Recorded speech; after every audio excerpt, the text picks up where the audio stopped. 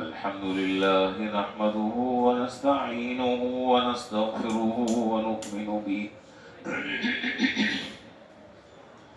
ونؤمن به ونتوكل عليه ونعوذ بالله من شرور أنفسنا ومن سيئات أعمالنا من يهده الله فلا مضل له ومن يضلله فلا هادي له وأشهد أن لا إله إلا الله وحده لا شريك له وأشهد أن سيدنا وسندنا وشفيعنا ومولانا محمدا عبده ورسوله صلى الله تعالى عليه وعلى آله وأصحابه وبارك وسلم تسليما كثيرا كثيرا. أما بعد فأعوذ بالله من الشيطان الرجيم. بسم الله الرحمن الرحيم. والفجر وليال عشر والشفع والوتر والليل إذا يسر. وقال رسول الله صلى الله عليه وسلم أفضل أيام الدنيا أيام العشر أو كما قال عليه الصلاة والسلام. آمنت بالله صدق الله مولانا العظيم وصدق رسوله النبي الكريم ونحن على ذلك لمن الشاهدين والشاكرين والحمد لله رب العالمين.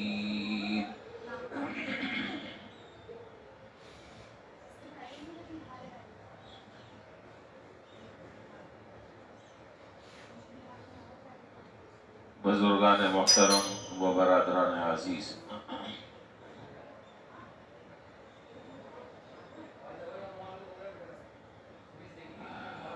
قمری سال کے اعتبار سے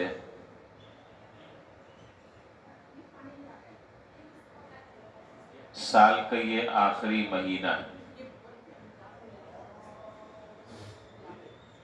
شمسی سال جنوری سے شروع ہوتا ہے اور دسمبر پر ختم ہوتا ہے، جبکہ قمری سال جس کو آپ اسلامی سال کہہ لیں وہ محرم الحرام سے شروع ہوتا ہے اور ذی الحجہ پر اس کا اختتام ہوتا ہے. تو قمری سال کے اعتبار سے یہ اس سال کا آخری مہینہ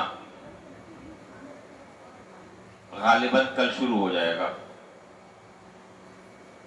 چاند نظر آنے پر ہے.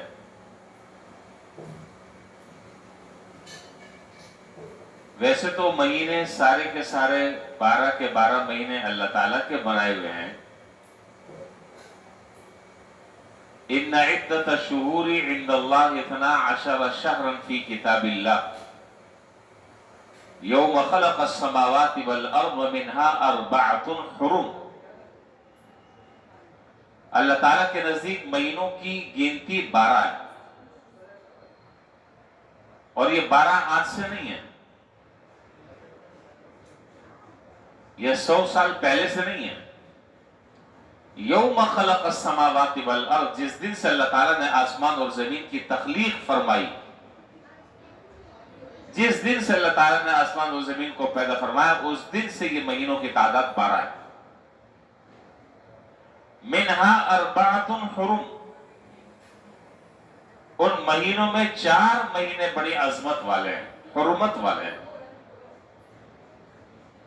ان 4 مہینوں میں سے ایک مہینہ ذو الحجہ یا ذی الحجہ، دونوں طریقوں سے اس کو پڑھا جا سکتا ہے. یہ ذی الحجہ کا مہینہ ہے.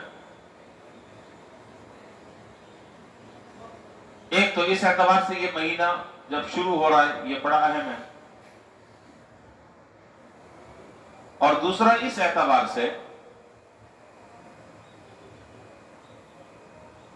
کہ یہ مہینہ جب آخری مہینہ انشاءاللہ شروع ہو رہا ہے اور پلک جھپکتے ہی یہ ختم بھی ہو جائے گا. یہ ہمارے لیے اس میں عبرت بھی ہے، نصیحت بھی ہے، سبق بھی ہے. وہ کیسے؟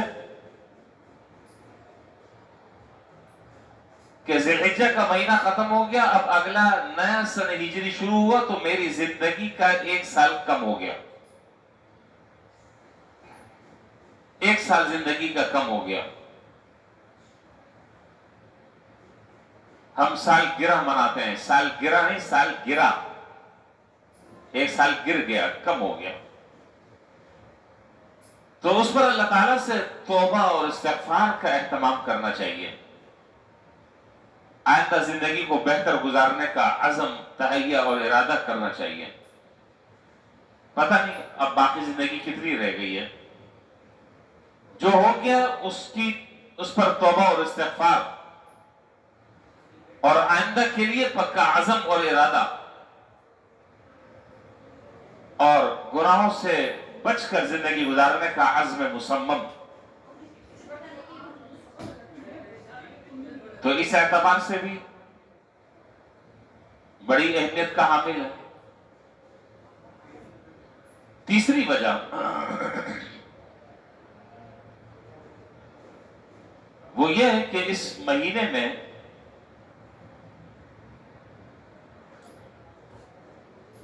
ویسے تو بہت ساری عبادتیں اس ذی الحجہ کے مہینے میں، اور خاص طور پر ذی الحجہ کے ابتدائی جو 10 دن ہیں، ان 10 دنوں میں اللہ تعالیٰ کی طرف سے 2 ایسی عبادتیں مقرر ہیں کہ اگر اللہ نہ کرے ان 2 عبادتوں کو اس کے مقررہ کردہ وقت میں اگر ادا نہ کیا جائے تو اس کی تلافی نہیں ہے. اس کی تلافی نہیں ہے. باقی جتنی عبادتیں ہیں ان عبادتوں کو اگر اس کے وقت پر ادا نہ کیا جائے تو اس کی تلافی کی مختلف شکلیں، اس کی مختلف صورتیں. مثلا اللہ نہ کرے ایک آدمی جو ہے اس سے فرض نماز رہ گئی. دوسرا آپشن موجود ہے، کیا قضا کرے؟ معاف تو ہے نہیں. ابھی موقع نہیں ملا، جب موقع ملے فوراً ادا کرے.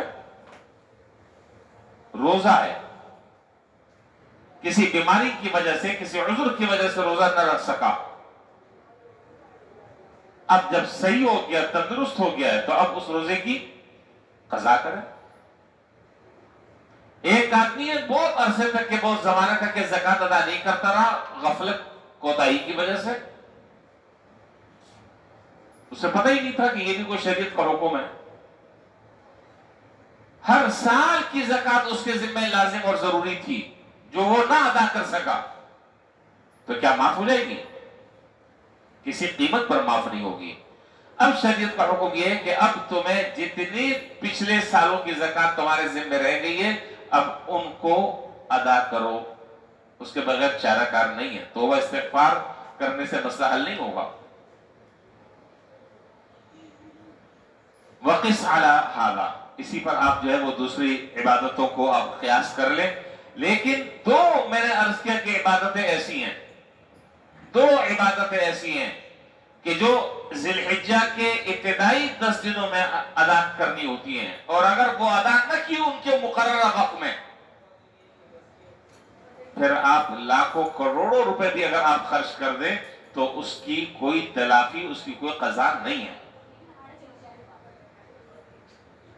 وہ کون سی 2 عبادتیں؟ ایک عبادت حج کی ہے اور دوسری عبادت ہے قربانی کی.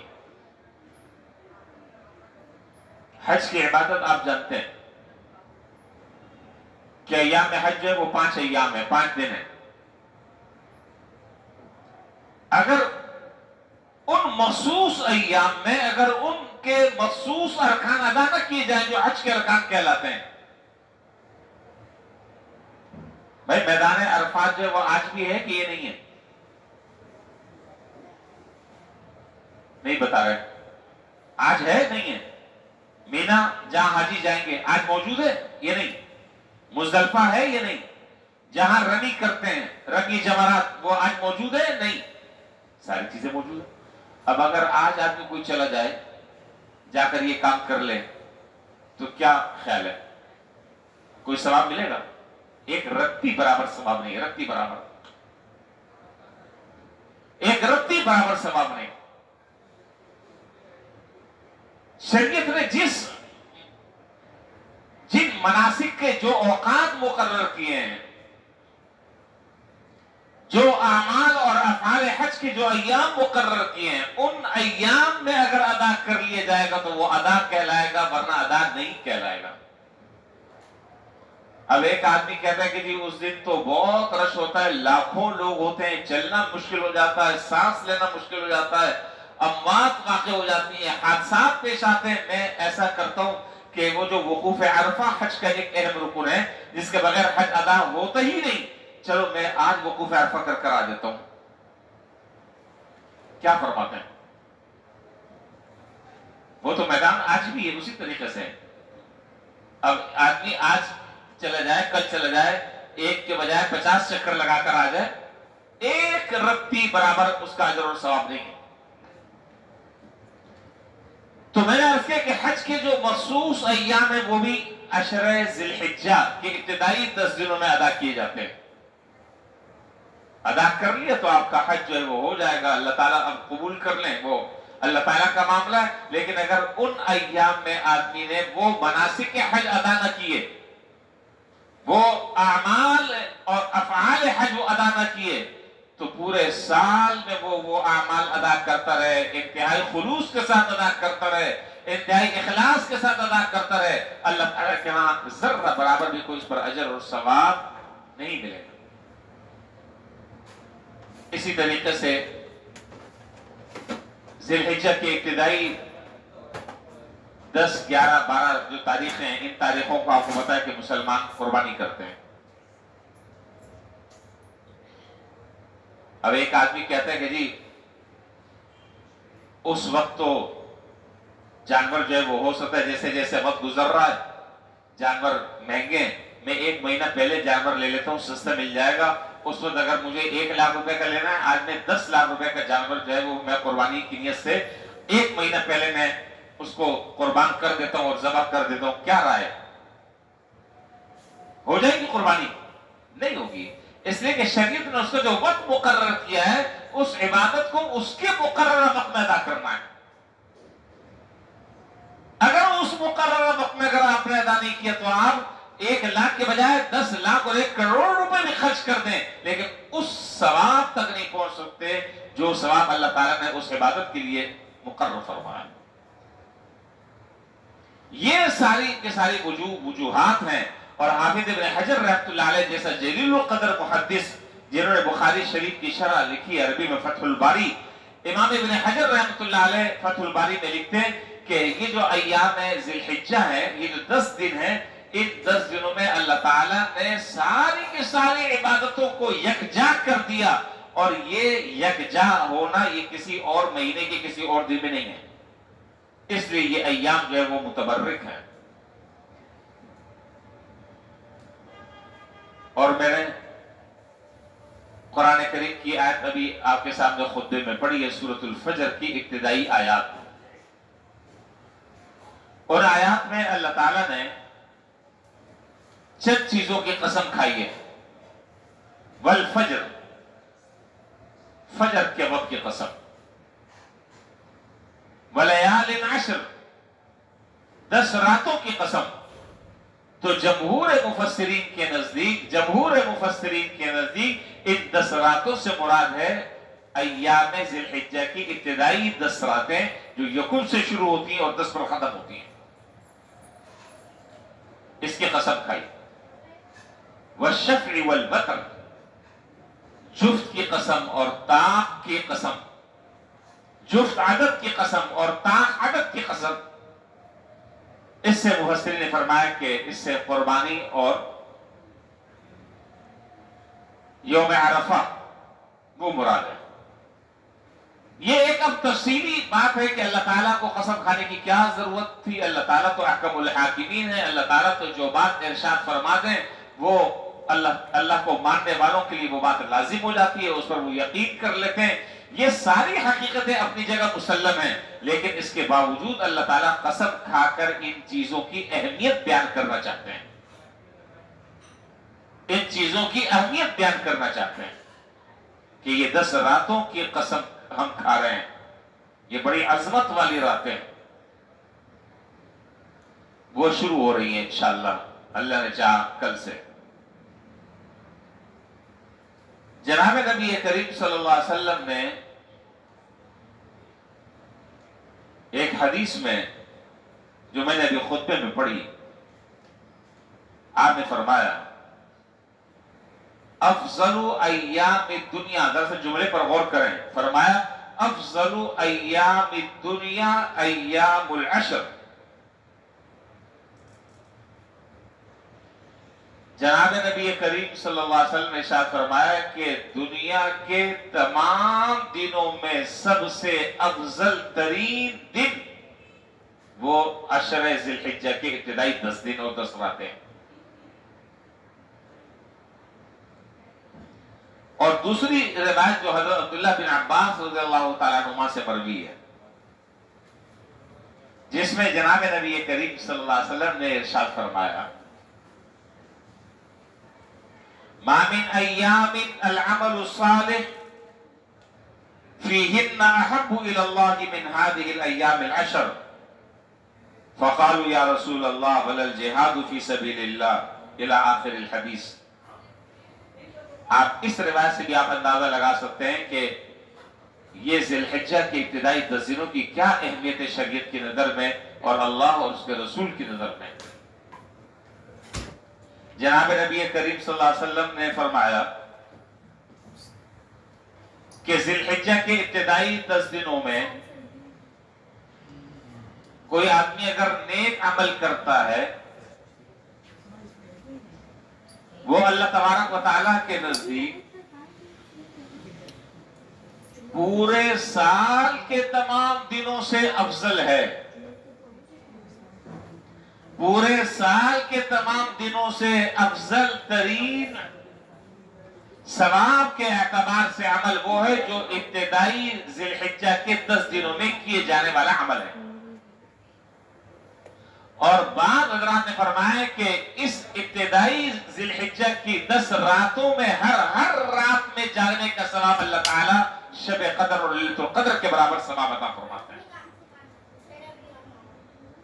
تو جب آپ نے یہ بات ارشاد فرمائی تو کسی صحابی نے سوال کیا کہ ولل جہاد فی سبیل اللہ، اللہ کے رسول یہ بتائیں کہ اگر کوئی آدمی اللہ تعالیٰ کے راستے میں جہاد کر رہا ہے تو کیا اس کا اجر اور ثواب وہ کم اور ابتدائی ذی الحجہ کے 10 دنوں میں کیے جانے والے عمل کا اجر اور ثواب زیادہ؟ آپ نے فرمایا کہ ہاں، جہاد جیسی مقدس عبادت کا ثواب بھی کم ہے، اور 10 ذی الحجہ تک کے جو ابتدائی 10 دن ہیں ان میں کیے جانے والے اعمال کا ثواب جہاد سے بھی بڑھ کر ہے۔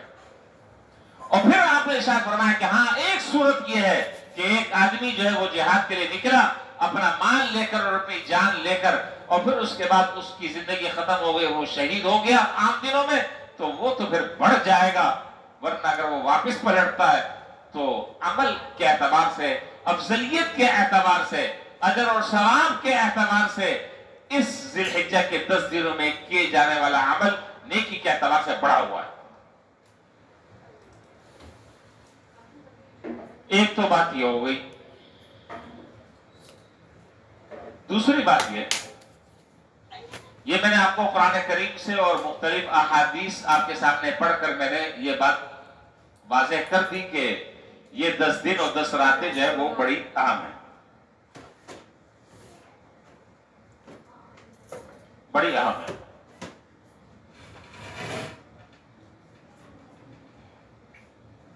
لیکن افسوس کی بات یہ ہے اور دکھ کی بات یہ ہے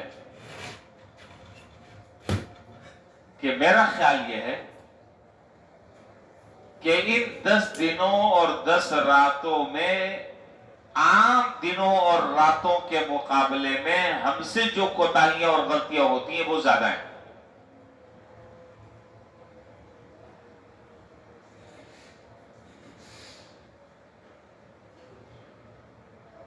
اجر حاصل کرنے کے لیے، ثواب حاصل کرنے کے لیے ان 10 دن اور راتوں میں جو مجاہدہ کرنا چاہیے وہ تو بہت دور کی بات ہے.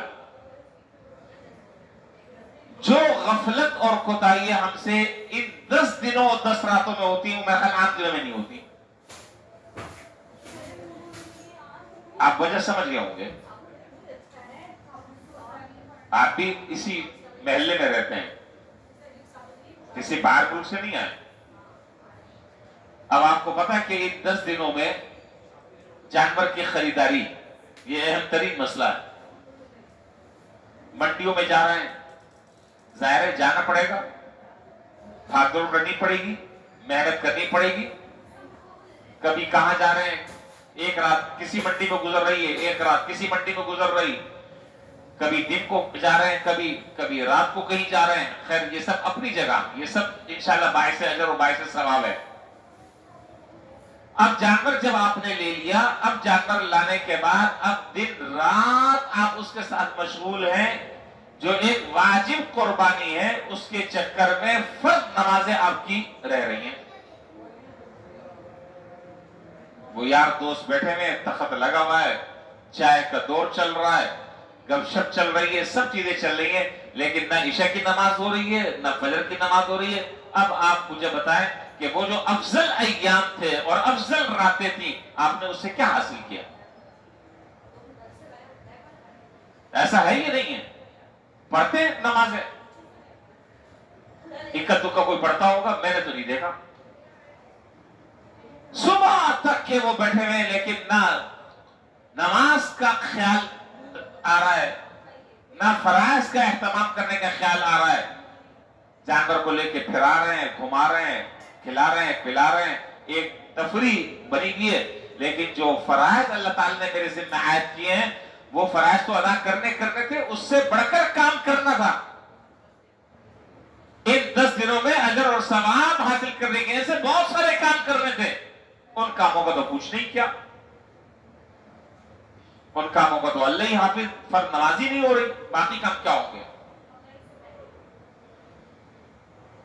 حضرت عبداللہ بن مسیب رحمۃ اللہ علیہ ایک تابعی گزرے،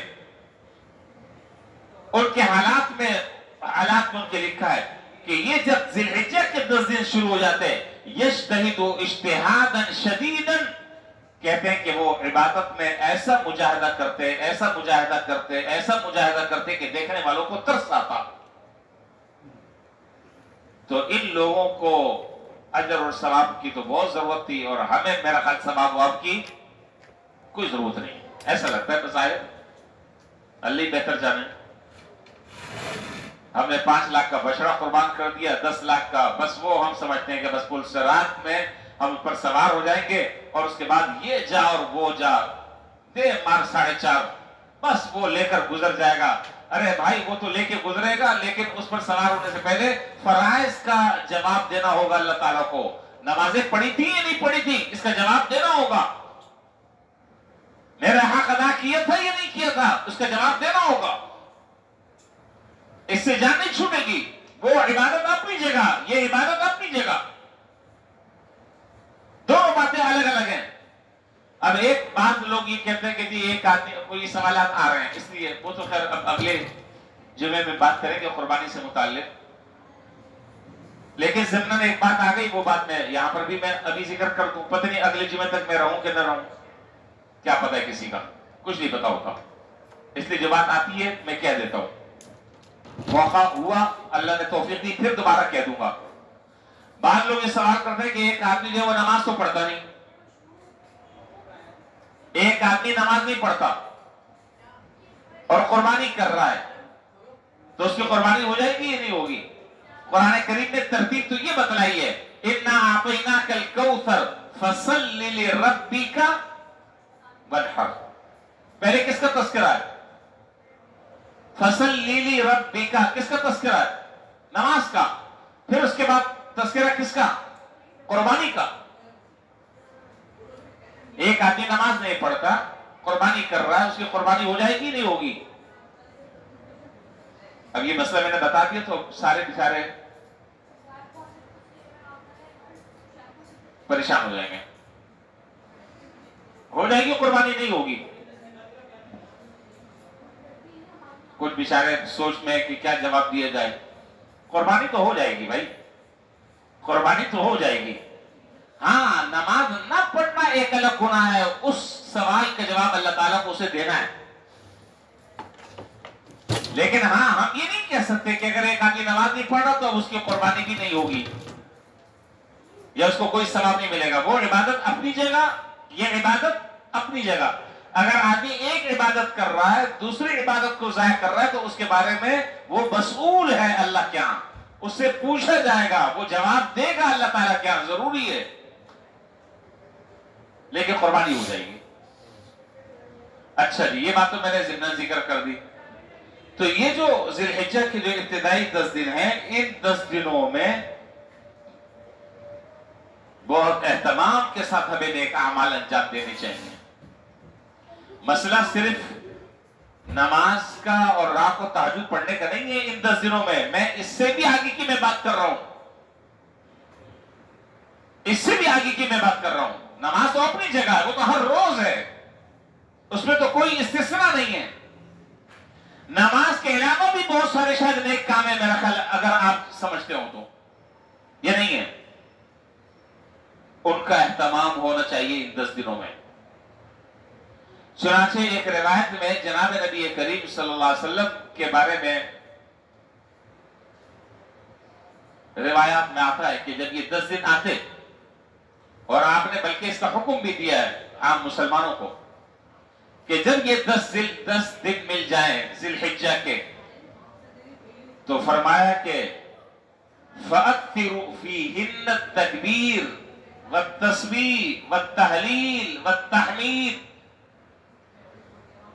ان 10 دنوں میں تکبیر کی کثرت کرو. تکبیر کیا ہے؟ بولتے ہیں اللہ کا نام لیتے ہوئے ہمیں کیوں شرم آ رہی ہے؟ ثواب ملے گا انشاءاللہ اللہ نے چاہا. کیوں شرماتے ہیں اچھی باتوں میں؟ اللہ اکبر، یہ تکبیر ہے. تحلیل کی کثرت کرو. تحلیل کیا ہے؟ لا الہ الا اللہ، لا الہ الا اللہ. تسبیح کی کثرت کرو، سبحان اللہ. تحمید کی کثرت کرو، سبحان اللہ، الحمدللہ، اللہ اکبر، لا الہ الا اللہ. اس کی کثرت کرو. تو آپ نے فرمایا کہ جس آدمی کو یہ 10 دن مل جائیں اس کو چاہیے کہ وہ اس میں اللہ اکبر کی کثرت کرے، لا الہ الا اللہ کی کثرت کرے، سبحان اللہ کی کثرت کرے، الحمدللہ کی کثرت کرے، اللہ سے توبہ اور استغفار کی کثرت کرے. یہ کام ہے ان 10 دنوں میں کرنے کے. اسی طریقے سے ان 10 دنوں میں صدقہ اور خیرات کی بھی کثرت کرنی چاہیے.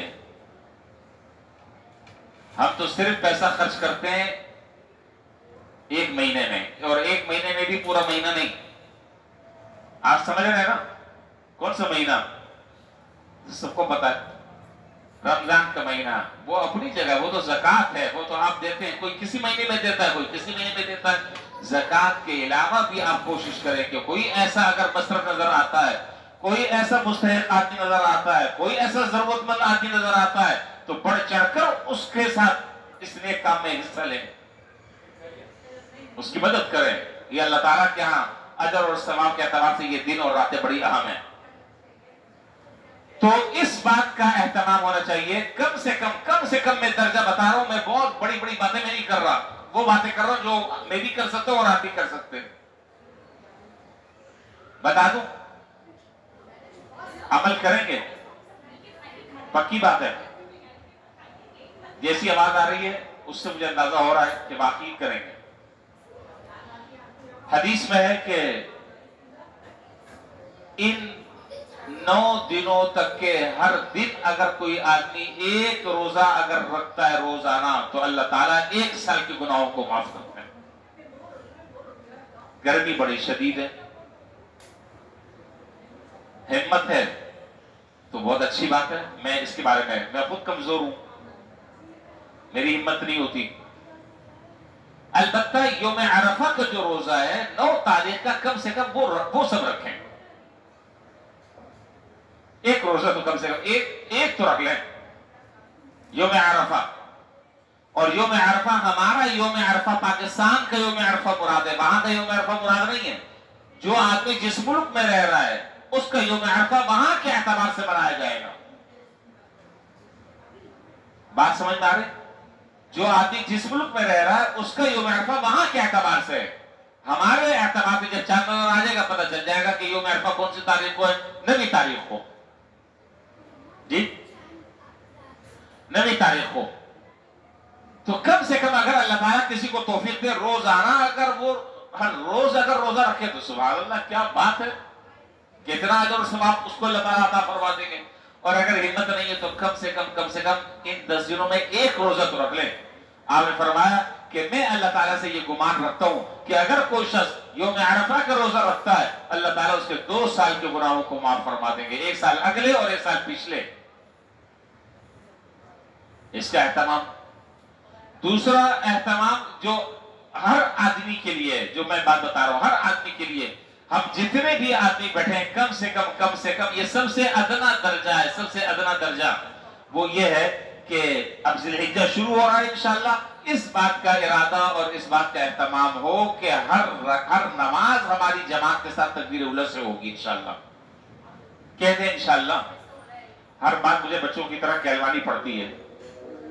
ہر نماز، چاہے ہم خریداری کے لیے جا رہے ہیں، چاہے ہم جانور کو پھرا رہے ہیں، چاہے ہم اس کی مالش کر رہے ہیں، چاہے ہم اس کو نہلا دھلا رہے ہیں، جی چاہے ہم اس کو کھلا پلا رہے ہیں، لیکن نماز ہماری کوئی جماعت کے بغیر اور تکبیر اولی کے بغیر نہیں ہونی چاہیے۔ کریں گے نا انشاءاللہ اہتمام اس کا؟ کم سے کم بہت زیادہ ہم کام نہیں کر سکتے، ان 10 دنوں میں تکبیر اولی کے ساتھ نماز پڑھنے کا اہتمام تو کر سکتے۔ نماز تو ویسے بھی پڑھنی ہے، 10 منٹ 15 منٹ پہلے آ جائیں تاکہ جماعت مل جائے۔ اور ان 5 نمازوں میں فجر کی نماز شامل نہیں ہے، نہیں ہے۔ آپ سمجھ رہے ہیں کہ شاید مولوی صاحب جو کوئی پیکیج دے رہے ہیں، گولڈن پیکیج۔ میں کیا پیکیج دے سکتا ہوں بھائی؟ فجر بھی شامل ہے، فجر کی نماز بھی شامل ہے اس میں، ہاں 5 نمازوں میں۔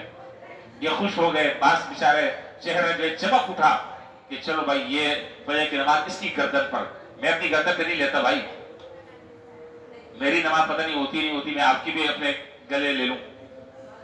تو فجر کی نماز بھی شامل ہے، 5 نمازیں، ٹھیک ہے، ایک کام تو یہ ہو گیا۔ دوسرا کام یہ ہے کہ کم از کم ان 10 راتوں میں روزانہ رات کو 2-4 رکعت تہجد کی نیت سے پڑھ لیں۔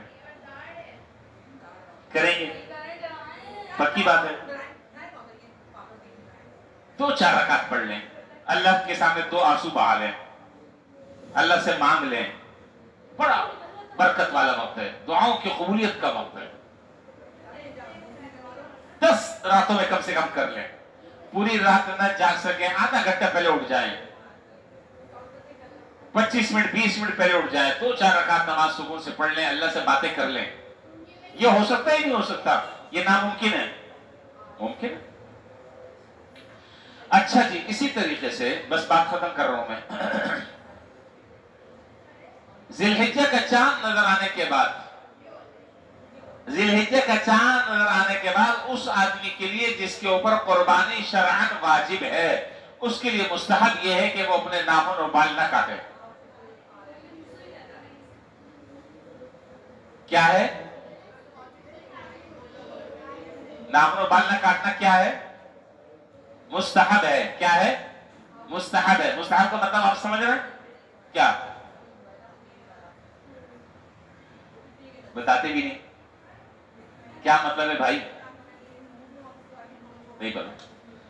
مستحب کا مطلب یہ ہے کہ پسندیدہ ہے، اگر کر لیا تو اچھی بات ہے اور نہیں کیا تو کوئی گناہ نہیں ہے، کوئی گناہ نہیں ہے، مستحب ہے، تاکہ جو حضرات حج پر گئے ہوئے ہیں وہ تو بڑی اہم عبادتیں انجام دے رہے ہیں، اللہ تعالیٰ سب کی عبادتوں کو قبول کرے اور اللہ تعالیٰ ان کی دعاؤں میں ہمیں شریک کرے، اللہ تعالیٰ ان کو حج مقبول نصیب فرمائے۔ وہ تو اعمال کر رہے ہیں، لیکن جو حضرات حج پر نہیں جا سکے تو کم از کم ان حاجیوں جیسی مشابہت بھی اختیار کر لے، شاید اس مشابہت کی برکت سے ان پر اللہ تعالیٰ کی جو رحمتوں کا نزول ہوگا، ہو سکتا ہے کہ اس مشابہت اختیار کرنے کی وجہ سے اس کا کوئی قطرہ ہم پر بھی گر جائے اور ہمارا بھی بیڑا پار ہو جائے۔ میں نے عرض کیا کہ یہ مستحب ہے، مستحب کر لیا ٹھیک ہے، اور نہیں کیا تو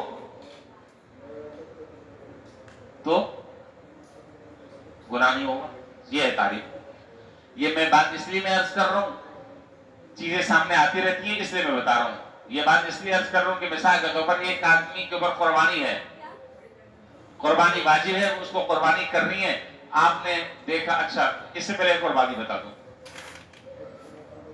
لطیفے تو ہمارے یہاں بہت سارے ہوتے ہیں، آپ کو پتا ہے لطیفوں کی دنیا ہے۔ ایک صاحب مجھ سے مسئلہ پوچھ رہے تھے اور وہ کہہ رہے تھے کہ جی یہ جو 10 دن ہیں، توجہ ہے نا، میں اہم بات بتا رہا ہوں، کہنے لگے کہ جی یہ جو 10 دن ہیں، ان 10 دنوں میں بال نہیں کاٹنے چاہیے، تو یہ بتائیں کہ یہ داڑھی منڈوانا صحیح ہے ان 10 دنوں میں؟ یہ نہیں۔ تو کیا جواب، آپ سے اگر کوئی پوچھے تو کیا جواب دیں گے؟ کیا جواب دیں گے؟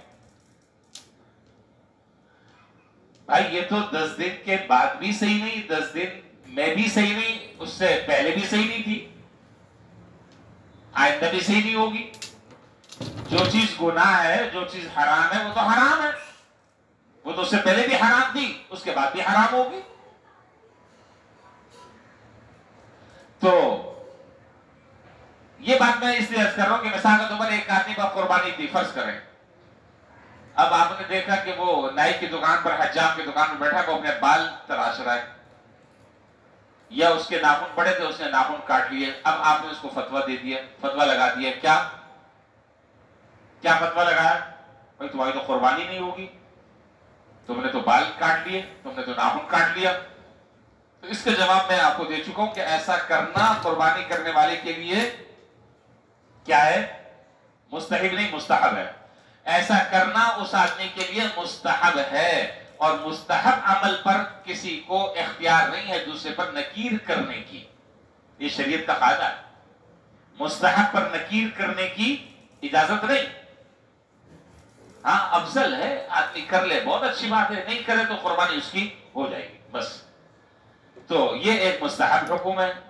تو راتوں کو جاگ کر اللہ تعالیٰ کی عبادت کرنا اور دن کو روزہ رکھنا اور باقی چلتے پھرتے اللہ تعالیٰ کی تسبیح، تکبیر، تحلیل، تحمید، یہ جملے ادا کرنا، سبحان اللہ، الحمدللہ، اللہ اکبر، لا الہ الا اللہ، صدقہ خیرات کی کثرت کرنا، دعاؤں کا زیادہ اہتمام کرنا وغیرہ وغیرہ، یہ سارے کام ان 10 دنوں اور 10 راتوں میں کرنے کے ہیں، جو میں نے مختصر سی باتیں آپ کو بتا دی ہیں۔ اور اللہ تعالیٰ نے چاہا انشاءاللہ عصر کے بعد جو درس ہمارا حدیث کا درس ہوتا ہے، آج تو جمعہ درس جمعہ کو نہیں ہوتا، ہفتے کے دن سے انشاءاللہ عصر کے بعد قربانی کے جو مسائل ہیں وہ انشاءاللہ ہم روز آنا شروع کریں گے انشاءاللہ۔ روز آنا 1 2 3 مسئلے جو ضروری مسئلے ہیں، اور ہر سال کے یہ معمول ہے کہ جب وقت آتا ہے تو اس سے پہلے میں وہ ساری چیزیں میں بتا دیتا ہوں، تاکہ یہ کہ آدمی کو جو کام کرنا ہے تو اس کو اچھے طریقے سے ساری چیزوں کا علم ہو۔ باقی پھر قربانی کس کے اوپر ہے، کس کے اوپر قربانی نہیں ہے، قربانی کے واجب ہونے کے لیے شرائط کیا ہیں، اور موٹے موٹے جو مسائل ہیں زندگی رہی انشاءاللہ پھر اگلے جمعے بات کریں گے۔ اللہ تعالی ہمیں ان 10 دنوں کی صحیح معنی میں قدر کرنے کی اور اسے صحیح طریقے سے فائدہ اٹھانے کی توفیق عطا فرمائے۔ وآخر دعوانا الحمدللہ رب العالمین۔